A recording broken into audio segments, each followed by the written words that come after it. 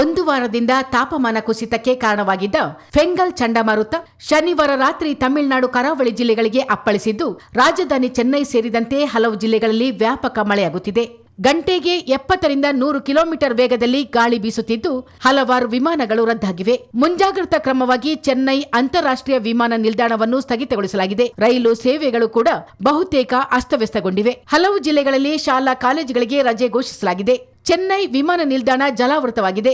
ಜನವಸತಿ ಹೆಚ್ಚಿರುವ ಮಾಂಬಳಂ, ಕೋಡಂಬಾಕ್ಕಂ, ಮಾದಿಪಕ್ಕಂ, ಕೀಳೆಕಟ್ಟಳೈ, ಅಶೋಕನಗರ, ನುಂಗಂಬಾಕ್ಕಂ, ಅಳ್ವಾರ್ಪೇಟೆ, ಪೆರಂಬೂರ್ ಹಾಗೂ ಪುರಸಾಯಿ ವೆಲ್ಕಂಗಳಲ್ಲಿ ರಸ್ತೆ, ಮನೆಗಳಲ್ಲಿ ನೀರು ನಿಂತು ತೊಂದರೆಯಾಗಿದೆ.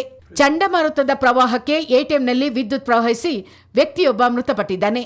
ಈವರೆಗೆ 3 ಸಾವನ್ನಪ್ಪಿದ್ದಾರೆ ಎಂದು ಮೂಲಗಳು ತಿಳಿಸಿವೆ. ಸಮುದ್ರದಲ್ಲಿ ಅಲೆಗಳು ಪ್ರಕ್ಷುಬ್ಧವಾಗಿದ್ದು, ಬೀಚಿಗೆ ತೆರಳದಂತೆ ನಿಷೇಧ ಹೇರಲಾಗಿದೆ. ಫೆಂಗಲ್ ಚಂಡಮಾರುತ ಅಪ್ಪಳಿಸುತ್ತಿದ್ದಂತೆ ಕರ್ನಾಟಕದ ಹಲವೆಡೆ ಮಳೆ ಆರ್ಭಟ ಜೋರಾಗಿದ್ದು, ಬೆಂಗಳೂರು ಸೇರಿದಂತೆ ದಕ್ಷಿಣ ಒಳನಾಡು ಜಿಲ್ಲೆಗಳಲ್ಲಿ ಮಳೆಯಾಗುತ್ತಿದೆ. ಮುಂದಿನ 3-4 ದಿನ ಮಳೆ ಮುಂದುವರಿಯುವ ಸಾಧ್ಯತೆ ಇದೆ. ಮೈಸೂರು, ಮಂಡ್ಯ ಹಾಗೂ ಚಾಮರಾಜನಗರ ಜಿಲ್ಲೆಗೆ ಯೆಲ್ಲೋ ಅಲರ್ಟ್ ನೀಡಲಾಗಿದ್ದು, ಈ ಜಿಲ್ಲೆಗಳಲ್ಲಿ ಗುಡುಗು ಸಹಿತ ಭಾರೀ ಮಳೆಯಾಗುವ ಸಾಧ್ಯತೆ ಇದೆ ಎನ್ನಲಾಗಿದೆ.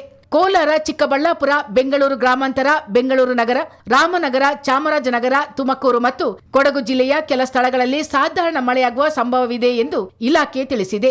ಮೈಸೂರು ಹಾಗೂ ಕೊಡಗು ಜಿಲ್ಲೆಗೆ ಸೋಮವಾರ ಆರೆಂಜ್ ಅಲರ್ಟ್ ನೀಡಲಾಗಿದೆ.